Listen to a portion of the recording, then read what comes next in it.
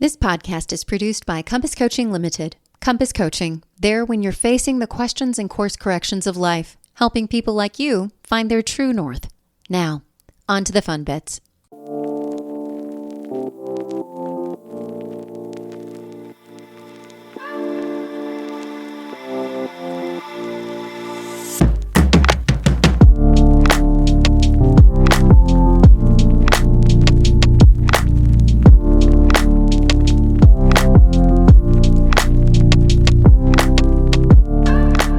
Hey everyone, welcome back to my podcast. If you're new here, this is where we discuss the meat of life, pieces of which not too many folks want to discuss sometimes, but that's why questions and course corrections exists. So today we're tackling the topic of losing someone, losing a spouse, losing a child, the grief process, where to turn, process, and more. Nikki Moberly is my guest today, and she serves as an end of life and grief coach. She is also the founder of Big Breakthroughs Coaching and is a Better Up Premier Fellow Coach and an executive coach at Air Consulting.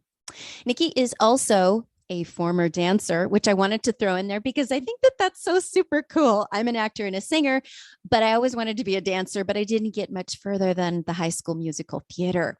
Although I've got my jazz hands down.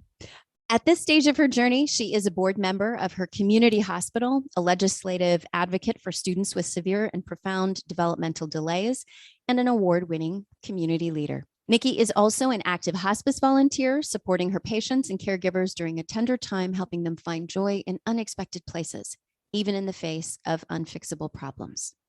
Nikki speaks truth and experience to this subject we'll talk about today because she lost her own husband in 1997 after suffering from a very short fatal illness, and she also lost her daughter at the tender age of 19, only 3 years ago. And we'll get to her story in just a moment. So please stick around because there are some beautiful twists and turns to her journey that you might not expect. Yes, we'll discuss loss of a spouse and a child, but we'll also discuss owning your grief, what to do if you're supporting those in grief. Where do you turn when you're in the black hole and can't get out? Maybe you're looking at this inevitability in the now or near future. Whatever stage of your process you're in, I hope today's conversation will help you and leave you a little bit more comforted and educated. Nikki, thank you so much for being here with me today on Questions and Course Corrections. Thank you, Mary. It's such a pleasure. Thank you for having me. Oh, I'm so happy to have you here. You know, I've crossed your path during an interesting point in my life because at this stage, when it seems to be that I'm more frequently comforting friends who've lost loved ones, mostly parents.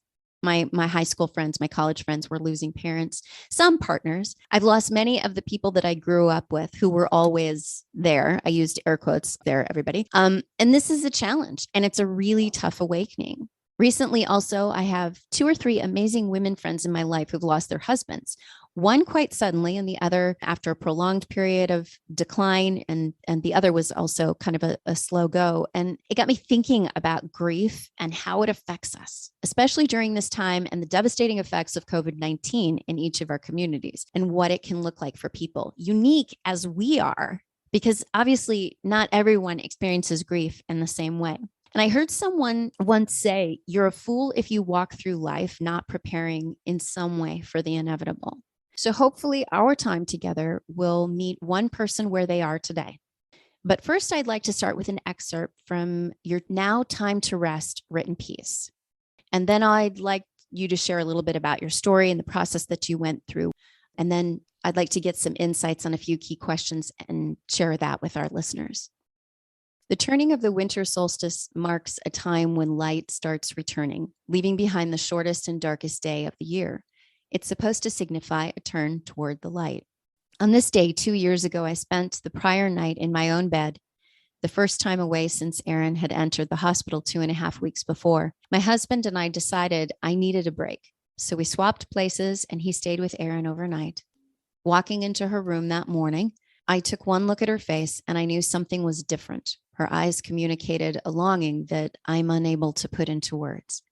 I knew in that moment she had something important to tell me and I needed to pay attention. The day ensued with the usual work to manage her symptoms and set goals that would eventually allow her to come home. This hospital stay was rough, with ever-changing goals from day to day, sometimes even hour to hour, adjusting to Aaron's condition. Yet we remained steadfastly hopeful that her warrior spirit would carry her through this illness just like so many times before. Around midnight after that very long day, the IV delivering life-saving fluids had to be removed as it had become occluded. As I gazed into Erin's eyes, I sensed that she needed rest more than she needed fluids in that moment, and requested to her nurses to replace the IV in the morning rather than bothering her with the needle stick at this late hour. Little did I know that simple request would reveal so much. Not 3 hours after the IV was removed, Erin's breathing eased, the wheezing and coughing stopped. Her global pain and discomfort appeared to dissipate. She did not need suction. She was resting comfortably, sleeping peacefully. I slept too. I just wanted to share that with everyone. I just thought it was such a beautiful way of writing this moment in your life, in your daughter's life. Can you explain to me a little bit about who Erin was and that next morning when Erin was gone? Yeah. So thank you for highlighting that one. Writing for me during my grief journey has always been an important way that I process the grief, and allowing me to really bring light and focus on these very intimate moments.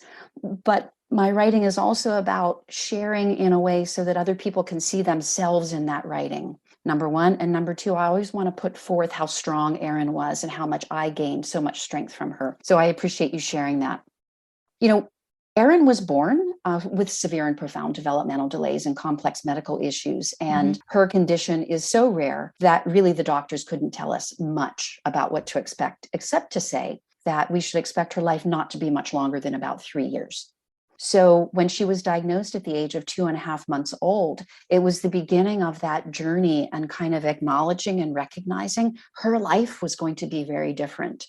And therefore, our life was going to be very different. And I think as a mom, I have this experience of being able to connect with my children, but connecting with Erin was an even deeper level from the beginning.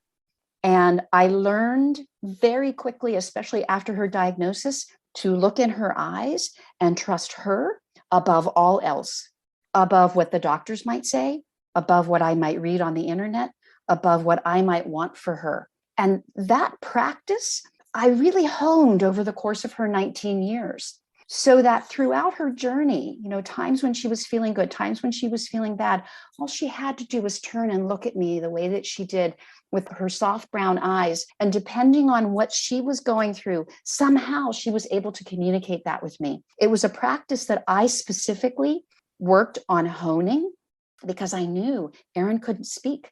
She couldn't tell me, Mom, my arm hurts. I had to watch what she was doing. I had to watch her move in her wheelchair. I had to watch her and listen to her noises and see how her face changed. So it was sort of like I was thrust into this as a mom. And as moms, perhaps we feel connected to our children. So there was maybe a little bit of a natural sense there, but it was something that I actually worked on. And I learned from my hospice work, which I had started after my first husband passed away, that even people who were at the end of life and they appear as if their eyes are closed, they can still communicate with us. And so it was this thread that kind of came through from what I had learned much earlier than before I had Erin, this idea of the quiet communication that someone can have. And in those quiet moments, being able to share something with you. So I learned how to interpret her movements. I learned how to interpret her gazes. And I specifically listened with my whole body. That's how I explain it. I learned how to listen with my whole body. And that's what I did, especially in that last week of her life. Yeah, I love that you're highlighting this. You've said over and over, I listened to her. I had to learn that. You went back time and time again. I think so often when people are going through grief, because it is so painful, whatever, the loss of a pet, the loss of a parent, the loss of a child, oftentimes people want to just detach, especially if it's a long-term illness. People will only go so far. Sometimes, it's chopped out to other people, other caregivers that are coming into the house. And I can completely understand that. I want to honor anybody who's going through that part of their grief, because that is really understandable and it's part of the human condition. So talk to me a little bit more about your husband as well. Tell me about him. So Woody and I, we had been married for about 7 years. And we had a very active life together. He was a go-kart racer. So we had a little racing team. He was an outdoorsman. He loved to hunt and fish. He taught me how to do that. Water sports. He liked to take the canoe out. So he introduced me to a lot of things that I hadn't been introduced to before. And we were having a lot of fun together, thinking about and planning for children. So I was in my early 30s, and I will never forget, his birthday was in January. And that January, 1997, he woke up and indicated, gee, I have some pain over here on my right-hand side. And women, we're used to going to the doctor. He hadn't been to a doctor in years. So it was an opportunity for me to say, yeah, maybe you need to get that checked out. And so began the odyssey that was his diagnosis and then his subsequent passing 3 months after his diagnosis. Wow. What they discovered was he had swelling in his liver.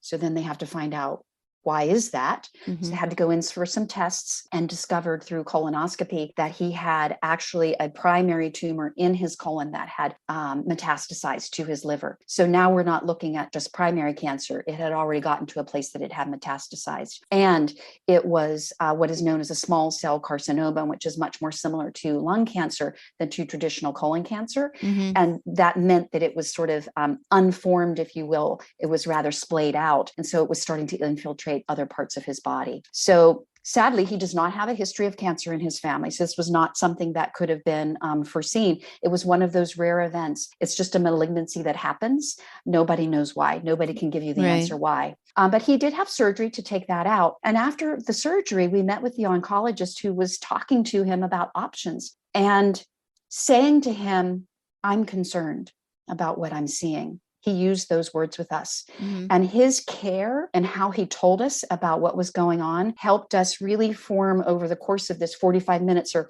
however long the appointment was, like, wait a minute, our lives just changed.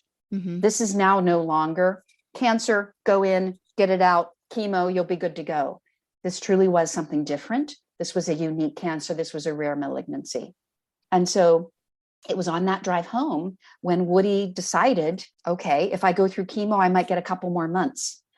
I would rather live the last time that I have on this earth, feeling as good as I can feel for as long as I want to feel. And so it was on that moment that he decided he was going to go into hospice and then not do any other treatment. And we were able to still go out on the boat. We did go hiking. We did do things. We played in the backyard with the dog. He played guitar. I played piano. We made music together. And it was only up until the last couple weeks of his illness that he really was bedbound. So as a young, healthy man, he was able to stay healthy for a long time, I think longer than other people thought that he would, or certainly if he had had chemo. And so he just understood that his life was going to be short, his life was going to be different. And he really led the way with all of those choices. It was my very first learning about this in my life. Yeah, this is a really important point. As you're explaining this, I think the thing that's rolling around in my head is I go in with my husband. We find out there's this thing that is super aggressive and taking over my body. It's not only taking over my body, it's taking over my marriage, the love of my life in general, any future life that I have. You begin to look at things just so differently, right? In the grand scheme of things. And I love that you touched on the fact that, we went out and we fished and we boated and we did that, you hiked, you lived life together. Mm-hmm. But I'm sure that was a really, really difficult decision to make, knowing that there is a possibility that you can prolong the life a little bit longer, but the quality of that life may be really hampered. So you'd also said that when it got down, Woody knew how he wanted to live his life and sort of even in those last 2 weeks. So how did you as a couple mitigate that? How did you make those decisions? Was it just live in denial? Let's go boating and we know this is going to happen, but we're going to live our life. How did you wrap your heads around that and move forward together? Well, actually, it was an open conversation in our home. We didn't bury our heads. We didn't ignore it at all. We actually faced it. You talked about it. We talked about it. We talked about it together. I had a lot of moments, obviously, when I cried and about it privately and talked to my girlfriends, but we were in this together. And my point of view was, I obviously do not want to lose my husband, but his cancer is going to take him. So I want to support him in how he wants to do it the rest of his life. So when he made that decision, I jumped in fully and completely and supported him in that decision. But yes, it was very much an open conversation that he and I had, what our life would be, what my life would be like after. He specifically told me, I was 32 years old. How dare you, Nikki, if you don't remarry? Okay. You better find somebody after I'm gone. And by the way, I'm going to be watching you. So we had that kind of conversation. We had lots of really quiet moments together where we just supported one another. When he was bedbound at the end, but still able to interact, we watched some goofy movies together. I gave him manicures because at the end of life, people's skin can get really dry. Right. So it's very comforting to be able to put some lotion on, and I gave him manicures and, made him some of his favorite food when he was still, wanting to enjoy that. So we made new memories even at that time. What I love about this too, which you just made me think of, I love this. I just love this conversation in a way, because it just really reminds me that it's not about doing, it's about being. Yes. And it's really about being in life. We, especially in the United States, in Western culture, we're just do, accomplish. Our goals are out there, and let's fix the problems. We've got solutions for everything. We've got a pill for everything. We've got a microwave. We've got sound bites that fix everything. And what you're telling me is that your choice, Woody's choice in this moment, was to live every moment to the fullest, to create new experiences, and to really soak each other in for all you had for that time that you had that came. That's right. Yeah. Right. And so I think that's so great that you guys talked about marrying, because you were a young woman, 32. That's really, really young. And so tell me about how that process went, how you grieved after Woody died. What was the time frame between his death and the time you met your new husband and went through that process, and also how Aaron worked into that mix? Well, yes, I was a young woman, but I'll be honest with you, I thought I was done. I didn't think I would ever remarry again. That was not my intention. I wasn't looking for it. I was like, well, okay, I had my one shot. I had my great love. But he said he was going to be watching you. I know he did. He was going to be watching you and holding you accountable. So it's fascinating to me how, the rest of my life since then has kind of turned out. And it's, I'm at a place now in my life where I can look back on my life story and be like, wow, I never would have written that. Who could have even imagined the things that happened to me after that? But it's all magical and all part of the plan. So I ended up meeting my husband 3 months after Woody died. So very, very quickly. Wow. And I actually had an immediate connection with him. I felt the palpitation, my heart. I felt heat happening, from my head down to my toes. Wow. And I was like, I don't know why this is happening, but forget it. I'm going to ignore it. And I had an opportunity to keep going into this place of business where he worked. And so I just kept seeing him. And I decided to ask him out after, I don't know, probably another 3 or 4 months, when this feeling wouldn't go away. I just said to myself, wow, this is just an overwhelming feeling that I'm having. Just like Woody leaned into his life, I'm going to lean into mine. And I called him up and I asked him out. So I was bold in the moment. That is very assertive. Well, it is very assertive. I had actually asked a friend of mine to do a little bit of investigative gathering and find out, was he married? What's his status? Before I asked him out. Right. I didn't want to make myself that vulnerable. And I found out that he was divorced with 2 children. So I was like, okay, so we don't know if he has a girlfriend, but I'm going to be bold. And I asked him out and he said yes. And the rest is history, as they say.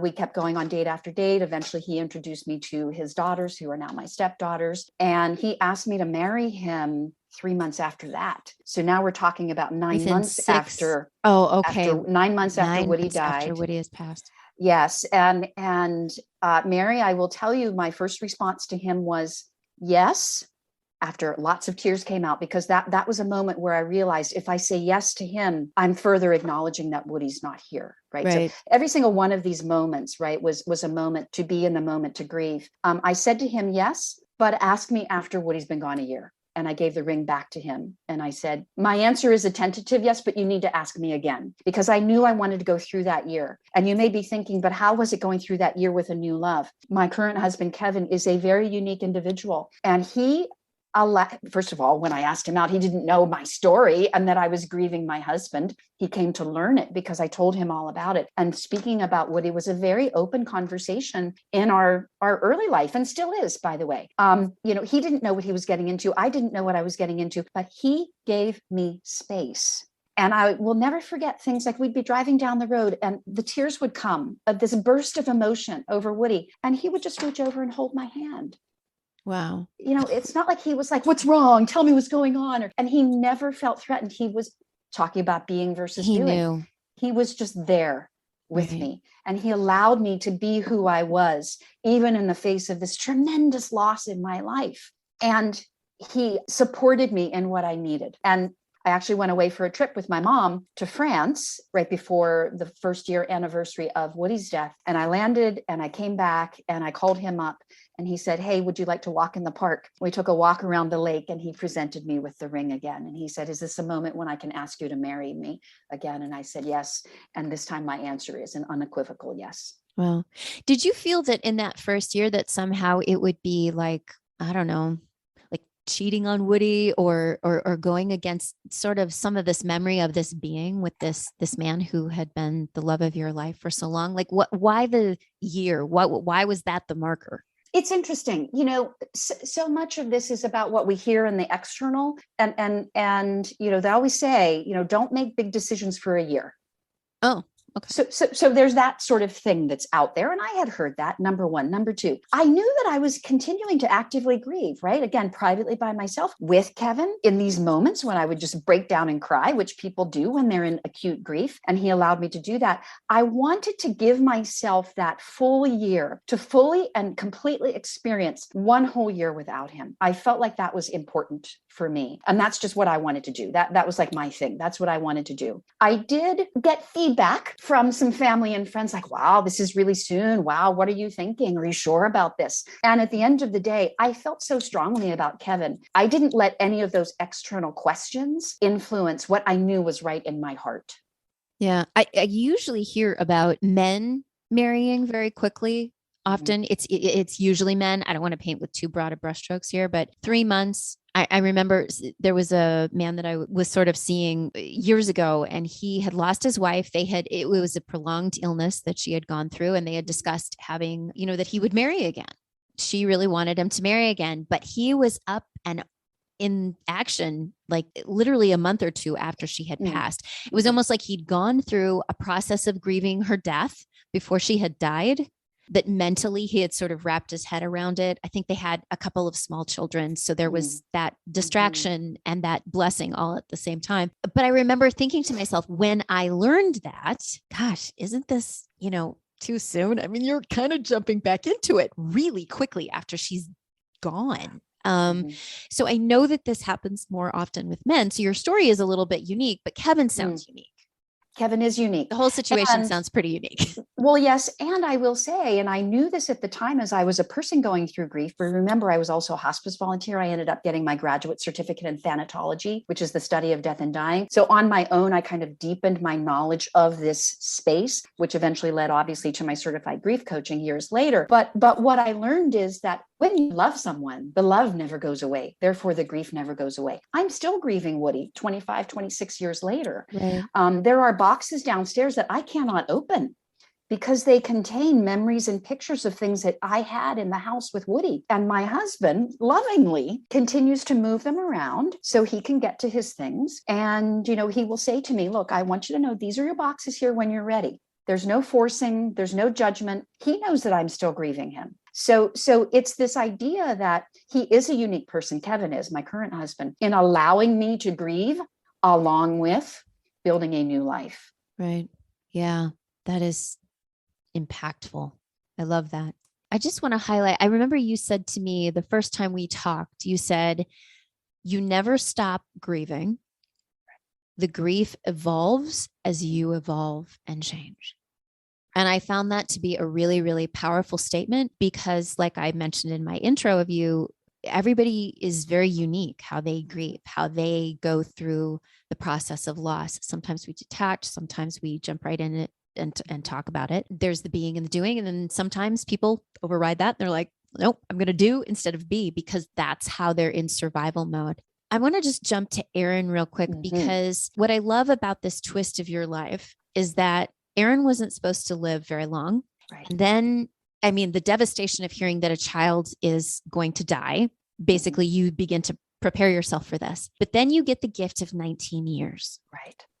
And it wasn't supposed to that wasn't supposed to happen. And yet she defied everything that seemed to be stacked against her. So talk to me a little bit just about that process of walking into that and being, well, she's, it's another year, it's another birthday. It's, Yeah, exactly. It is true. It's truly a miracle. Her life was a miracle. There's no doubt in my mind about that. And she was a warrior spirit in every sense of the word. She fought every single day for her life. So of course, I was 32 years old, right, when I met Kevin, and subsequently getting married. And so I was thinking to myself, I better get busy, right? Any woman who's kind of been in their 30s, like the time is ticking. And so had the blessing of getting pregnant very early after Kevin and I were married, and it was Aaron. And being a mom of advanced age, quote unquote, they have so many more tests that you have to go through. So I had this experience of going through every test, doing everything right, eating right, gaining just the right amount of weight, doing whatever I had to do. And she was born with this very rare condition. It's a chromosomal condition. It happens what they call de novo. In other words, they can't explain why it happens. It's not inherited or anything like that. It's a de novo gene mutation that happens. And she wasn't diagnosed till she was about 2.5 months old. And so I was only going to have one child because I had 2 stepdaughters now, and I was getting up there into my 30s. And I thought, well, I want to have the experience of motherhood. I'm going to have a baby and then I'm finished. Well, now Aaron's born, and I'm realizing motherhood for her's going to be different than motherhood for other children. And I was acknowledging and realizing very early on, she's not going to walk, she's not going to talk, she's going to have daily seizures, complex medical issues, all these kinds of things. I'm going to be a caretaker and a caregiver and a mother, but I also wanted that experience of being a mother. And so Mary, one of these other times that had an interesting turn in my life, Kevin and I decided to try again for another baby after we had the genetic testing done for Aaron, where we learned that it was a de novo gene mutation rather than an inherited gene mutation. So just for clarification's sake, the test that you had gone through as an expectant mother, nothing had revealed in those tests what was going on with Aaron. It was only after the fact. So it was 2.5 months, 2 months into her 2.5 months life on Earth. She was 2 months, 2.5 months. Yes. Okay. That's correct. Wow. And that's because this is such a rare condition. They don't test for it. Right. Yeah. And if they had, they probably would have said to me, your child's not going to have a quality of life. She might not even live past 3. So then you have another decision to make. We didn't have that decision to make with Erin. We accepted her as she was from God, right? This is the way she is. And when we made the decision to try for another child, we got pregnant right away again with her brother. I actually did very little testing because I said to myself, it doesn't matter what these tests tell me. I'm not going to make a different decision. I've committed to having this baby. Mm-hmm. No matter what happens with this baby, he's going to be born. Right. So while I had all this testing for Aaron, I did very little testing, just the minimal with Thomas, and he was born. They're 15 months apart. So she was 9 months old when he was born, something like that. Of course, the first few years with him were a bit scary because I was looking for him to have all his milestones, which of course he did. And he turns out to be just a phenomenal, human being. But we now had these 2 children, Aaron with her very special needs and Thomas, and then the 2 stepdaughters as well. So we had a very full family life. And it was an opportunity to really think about, how do we want to do this life? We know that Aaron has some special needs, but we also have these other children who have their own needs. And so I, again, made a very thoughtful and purposeful decision that whatever we did was going to be right for all of us in our family. And we were going to allow Aaron to be who she was, but we weren't going to over-rotate, if you would, because I needed to have time and space for my stepdaughters. I needed to have time and space for Thomas. And we wanted to be sort of a complete family and make sure that we balanced out everybody's needs, if that makes sense. Mm-hmm. Yeah. Yeah. I just love that you did minimal testing. It was just like you made this commitment to whatever was happening in your life. You were really intentional about it, making these choices, knowing that you may be it's interesting because you've come from this situation with Woody, right? And very intentionally being, and then now it's Aaron and you're being intentional about that, but also the test that you're taking with Thomas. You don't know what life is going to hand you But Right. how I hear your story is that regardless of what the outcome is, you are living it to the fullest, you're being intentional, and you're seeing it through the prism of a gift. Right. That's what I I'm would say hearing you yes. say. Mm-hmm. Mm-hmm. Because even though Erin wasn't supposed to live longer than 2 or 3 years, she lived for 19 years. That's a huge gift. And they may be thinking, yeah, but you had so many, like, how many things couldn't you do because you were taking care of your child who was a wheelchair bound child and all of these other things that go along with it. But I want to just touch on this, the joy that comes from these special people who Yes. come into our lives who are what we would consider intellectually challenged or physically challenged. Talk to me about the joy around that when people Mm-hmm. think that it might be an encumbrance. Absolutely. And at the same time, I also don't want to paint the picture. This was not an easy life. There were Right. a lot of doctors. There was a lot of work As to there take would be place. with any child, Of I would think. course. Yes. Yes. But, as she got to grow, right, I mean, she needed full adult support for everything. So it is a hill to climb every single day, but a hill that I joyfully did with her. So the joy about it, right? So I talked about listening with my whole body. I learned to listen with my whole body by being Erin's mom. That prepared me to be an awesome executive coach. Mm-hmm. Number one. Number two, think about the challenges that she went through and the trust, the level and depth of trust that she had to have for people. I learned about trust. Right. I learned about grace. I learned about empathy. I learned so deep about these things. Faith, my faith deepened over the course of this, whole kind of scenario, and really putting my faith in something that I couldn't see when she was in the hospital ill, when she was going through, very, very difficult times, and knowing no matter what, she's going to be okay because I'm her mom and she's my daughter. And it might not end up the way we want with her passing away, but I'm going to make it the best situation along the way that we can. So all of these things that I think provided at least me a rich life got honed and got deepened, and I learned them from her. She could just look at me and I saw sweetness. There's a sweetness that's lacking from life now without her here, because she just had this deep sweetness that she brought to every single day. I just want to highlight this because what it sounds like to me is that she was your teacher. She was a teacher to you, and what you took away from that experience with her, with Woody being, not doing, you are now paying that forward in the work that you're doing as an executive coach, as an end of life coach. I just think that's really important to highlight and thank her for being such a great teacher to you, because it's really important in other people's lives because now you're in them. It's so true. She was a wonderful teacher. And yes, I feel like I take her with me every single day. Mm-hmm. It's like she's just in there. And when I show up as a coach, I'm pulling off of things that I learned from her. Right.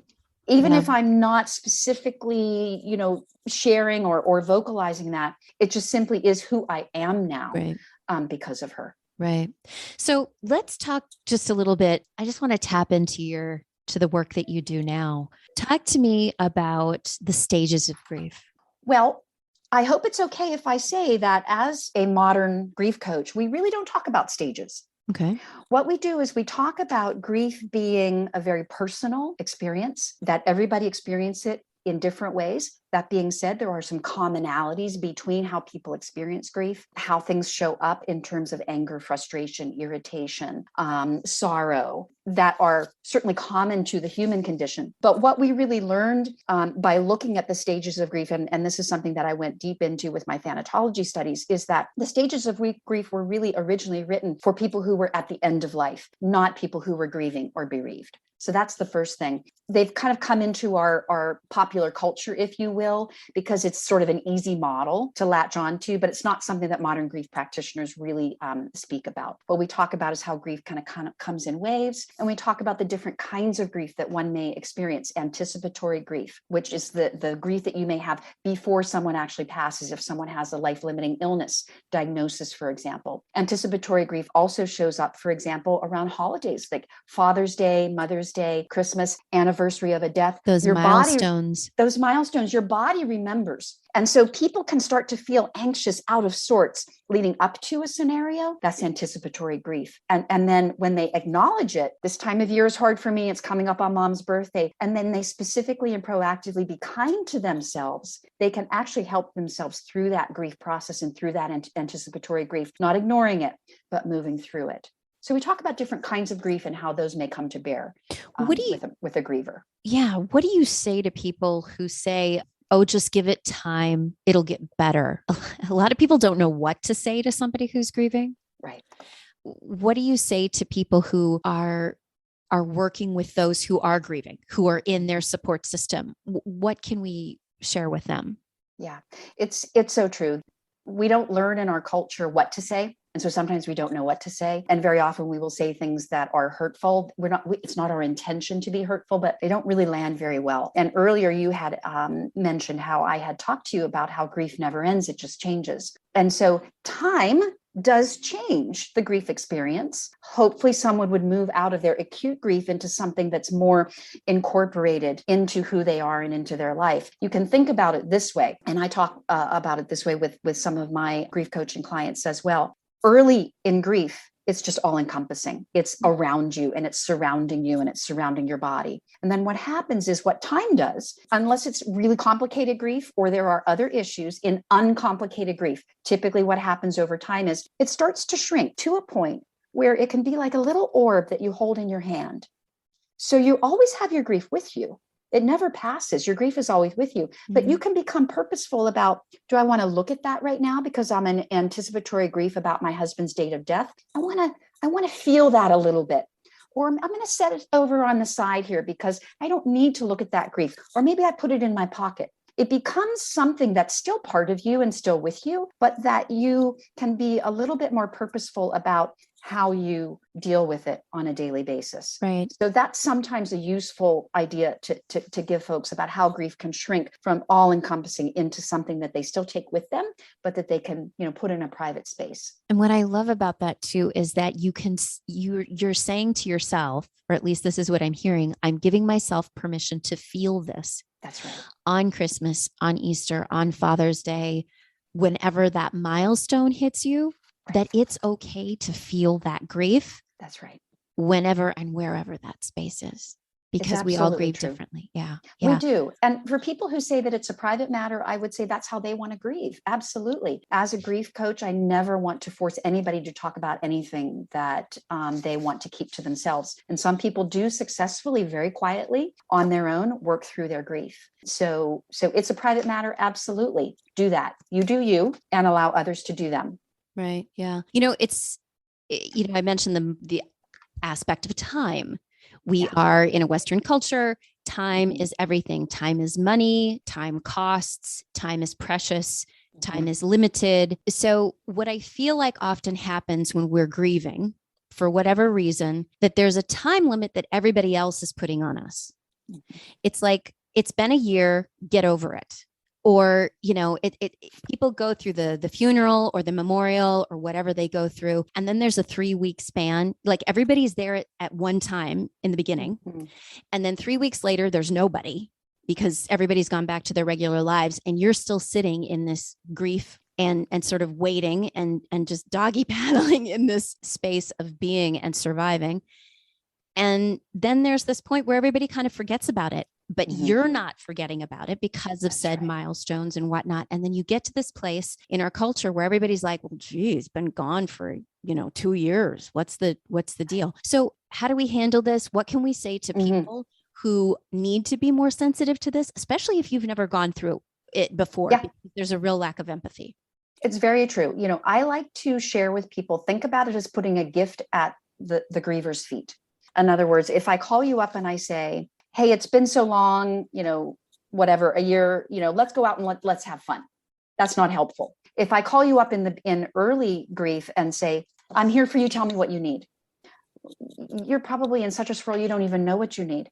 But if I just say in a text or in a card or in a phone call, I just want you to know I'm thinking about you, I've now put a gift at your feet. I'm not asking you for anything in return. So if you think about that being versus doing, just being with someone in their silence, being with someone in their grief, putting your hand on their back, just bringing over a meal to put on their porch and then texting them, I brought something on your porch. No expectation for a conversation, no expectation for a thank you note, nothing. If you think about this idea of putting a gift at someone's feet, you're giving, you don't expect anything in return. Very, very helpful to the griever, because now they can receive that gift without having to feel like they have to say, well, yeah, let me tell you how I'm doing. Maybe they don't want to talk about it. Maybe they do. So your gift is to listen. We talked a little bit about this, so you're grieving, it evolves, it changes with you, but there's also something called prolonged grief disorder. Mm-hmm. I think that it's important to highlight this, PDG, because it's something that we had talked about before. I didn't know that it existed. I didn't know this was a thing. And so I'd like you to address this a little bit, because I'm sure that there's a lot of people out there that are thinking, who aren't open to therapy, aren't open to coaching, whatever it happens to be, and they think there's something wrong with them. So can you just talk a little bit about that? Yeah. So first of all, let me say that within the grief community, there's a lot of disagreement on the DSM manual called prolonged grief disorder, whether it should have been or shouldn't have been documented.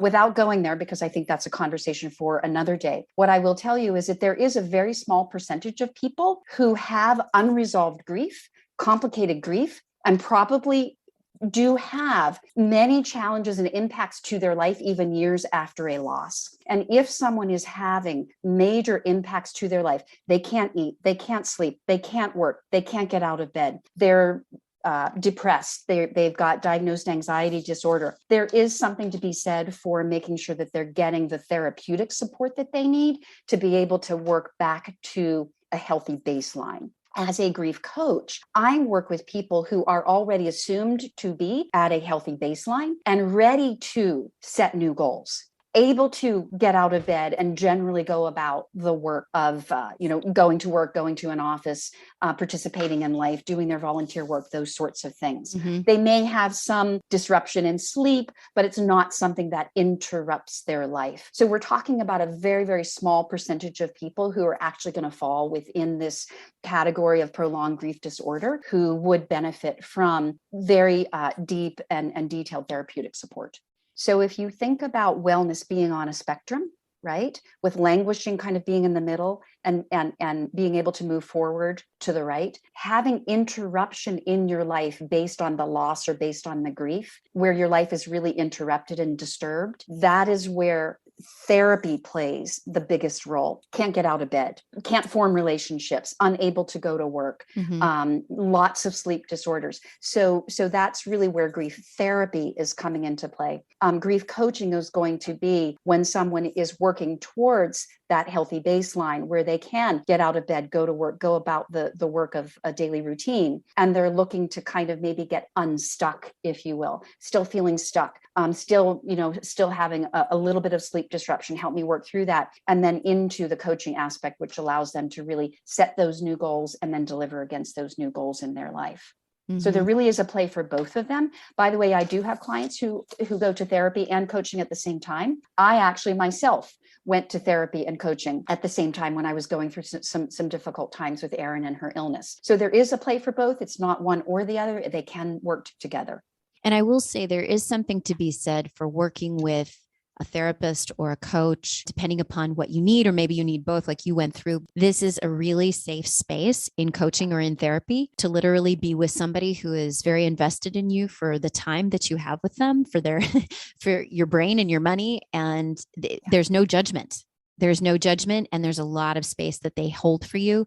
You can really get to a lot of good places when you're in therapy or in coaching.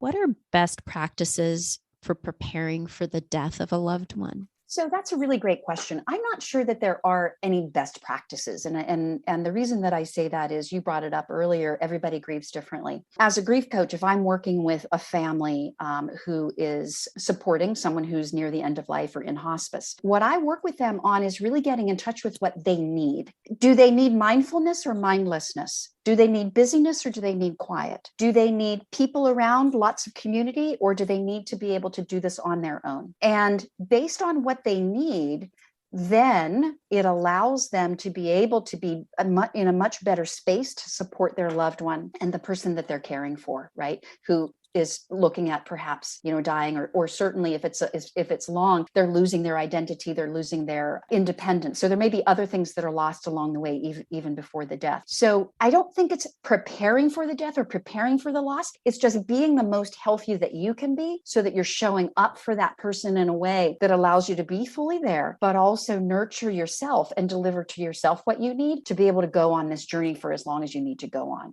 Does that make sense? Yeah, that's great.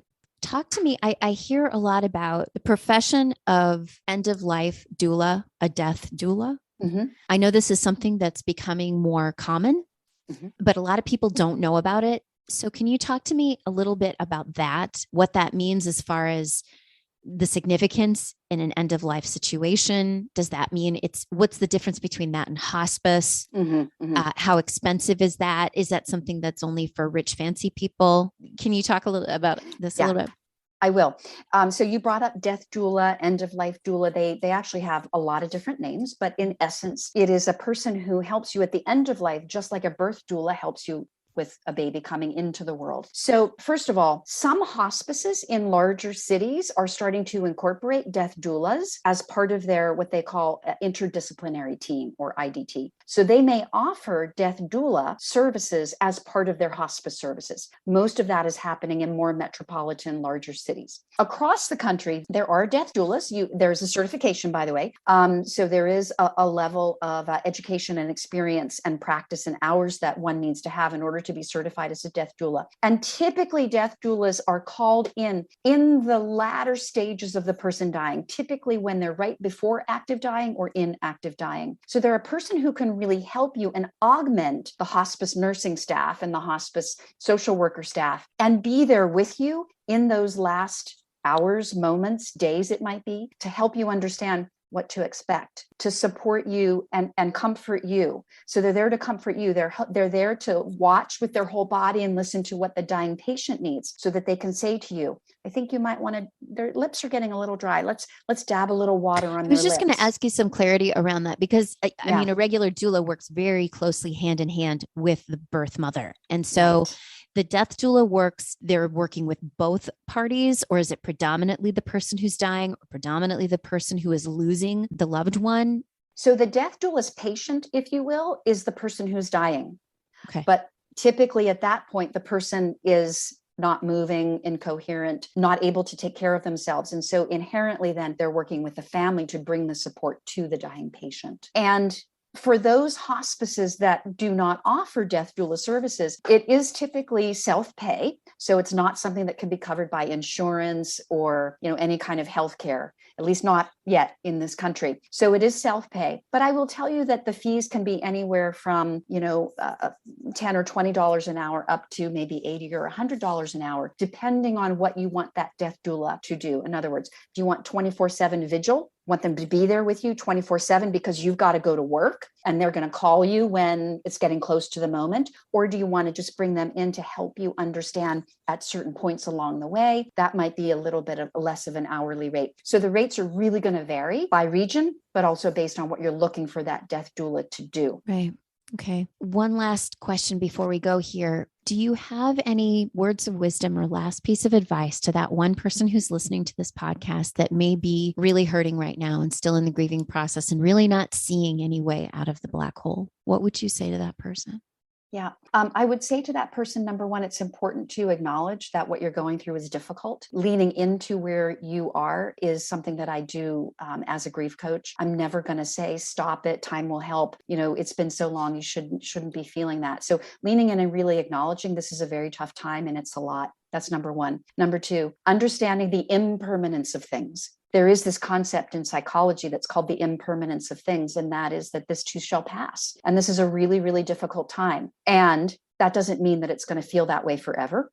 Number three, figuring out whether you need a support group, whether you need a grief coach, whether you need a grief therapist. I would offer that most hospices and most communities offer support services for free to the community, even if your loved one didn't pass away in that hospice. So that's something that they do as part of the hospice Medicare benefit. So that's a place to start. They might even be able to give you referrals to grief therapists or grief coaches in your community. But just know that there is help and hope out there. And after such a loss, you're different. So what you need might be different. The friends who you rely on might be different. Somebody who you thought was always such a good friend and there for you might be not helpful right now. And it's okay to be able to turn elsewhere and figure out what you need and then find what you need and be able to deliver that to yourself. Right. Wow. That's great. What I'm also picking up from this is that there is support, that grieving alone doesn't mean isolating yourself.